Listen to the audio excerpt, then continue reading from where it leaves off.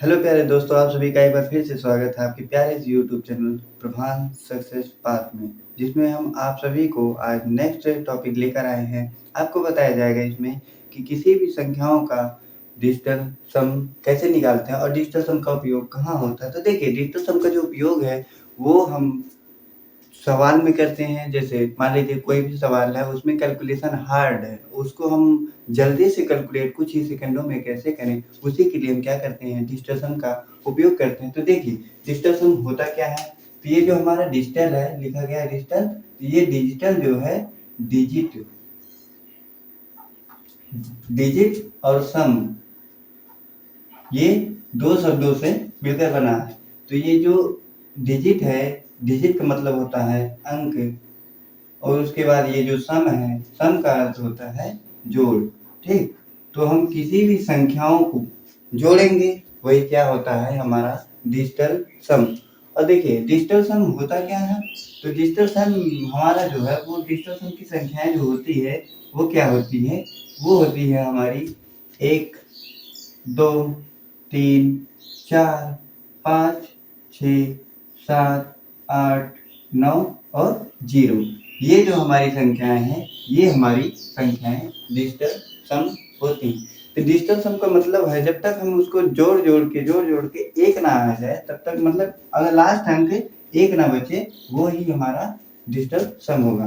तो देखिए, डिजिटल सम में हम यहाँ पे क्या करते हैं, ये हमारा 1, 2, 3, 4, 5, 6, 7, 8, 9 और 0, ये हमारा डिजिटल सम हो गया। ठीक, अगर कहीं भी जोड़ने के बाद अगर हमें 9 आ जाए, तो 9 को हम 0 मान लेते हैं, और उसके बाद अगर 0 आ जाए, तो ये 0 और 9 दोनों इक्वल होते हैं ना।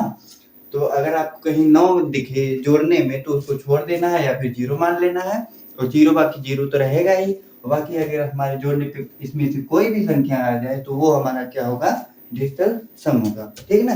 तो देखिए, अब डिजिटल सम मतलब यूज कैसे करते हैं, कैसे लगता है संख्याओं में। मान लीजिए जैसे ये हमारी संख्या है,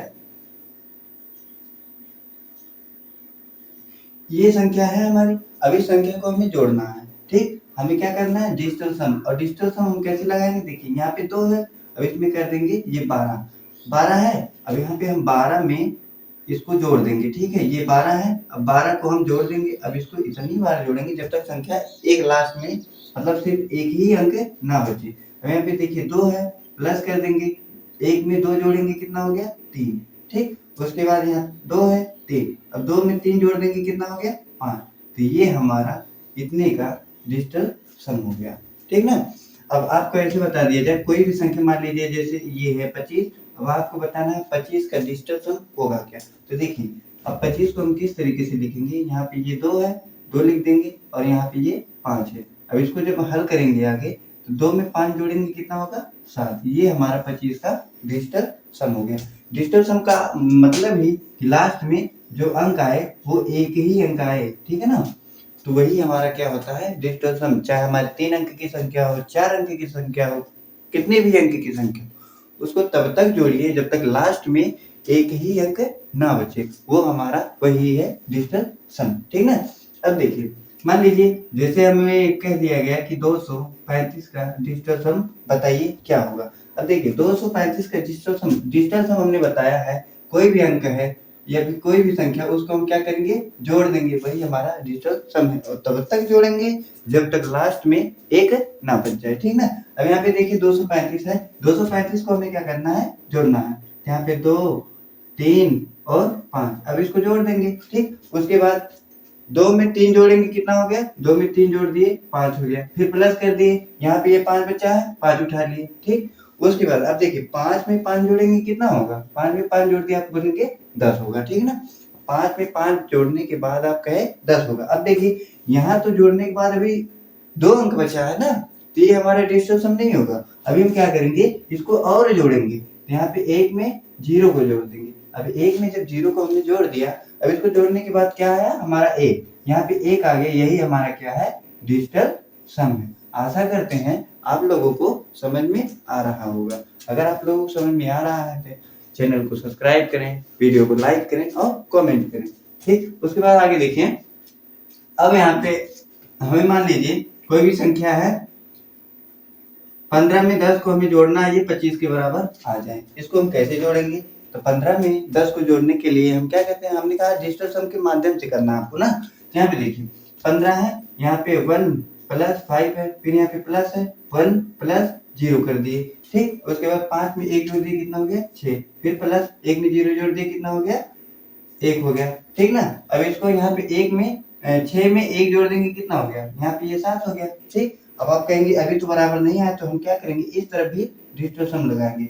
यहाँ पे 2 में हम 5 को जोड़ देंगे, कितना होगा, 2 में 5 को जोड़ दिए 7 हो गए। तो ये हमारा लेफ्ट हैंड साइड बराबर हो गया राइट हैंड साइड के, ठीक ना। तो इस तरीके से हमारा कोई भी कैलकुलेशन आसानी से किया जाता है। हम इसमें कहाँ इसका उपयोग करते हैं, तो हम इसको जोड़ने में भी करते हैं, उसके बाद यहाँ घटाने में भी करते हैं, फिर हम इसका उपयोग गुणा में भी करते हैं, फिर इसका उपयोग हम भाग में भी करते हैं। तो ऐसे ही हम किसी भी संख्याओं में या फिर जोड़ घटाव गुणा भाग कोई भी मतलब सवाल है, उसमें हम डिजिटल सम के माध्यम से किसी भी क्वेश्चन को आसानी से आसान तरीके से हम हल कर सकते हैं, ठीक ना। अब देखिए आगे अगर हम आपको बताएं कि कोई भी संख्या अगर मान लीजिए 2 है, 2 का गुणा अगर हम 9 में करते हैं तो इसका डिजिटल सम कितना होगा। तो देखिए 2 का गुणा अगर हम 9 में करते हैं, तो यहाँ पे देखिए 9 का गुणा किसमें किए 2 में, यहाँ पे हो गया 9 दूनी 18, ठीक। अब यहाँ पे आ गया 18, हमें लगाना है डिजिटल सम, इसमें लगाना है ना। तो 1 में हम 8 को जोड़ देंगे, कितना आ गया 9। यानी अगर हम किसी भी संख्या का गुणा 9 में करते हैं तो वो हमारा उसका अगर जो डिजिटल सम है वो 9 ही आएगा। अगर हम 2 का गुणा 9 में करेंगे तो 18 आया, 18 को 1 और प्लस 8 कर देंगे, आ गया 9। अगर हम इसी तरीके से अगर करें 3 का गुणा हम कर दिए 9 में, ठीक ना, 3 का गुणा कर दिए 9 में, तो 9 का गुणा 3 में करने पे आया कितना 27। अब हम 2 को जोड़ देंगे 7 में, आ गया कितना 9, देखिए आ गया।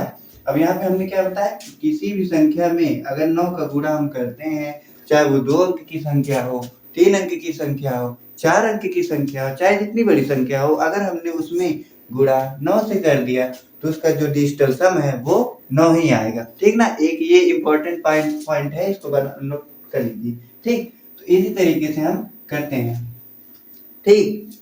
तो आपने अभी तक इतना ही सीखा। अब हम सीखेंगे कि इसका हम जोड़ में, घटाव में, गुणा में, भाग में इसका उपयोग हम किस तरीके से करते हैं और सवाल को हल कैसे किया जाता है। तो आइए देखते हैं।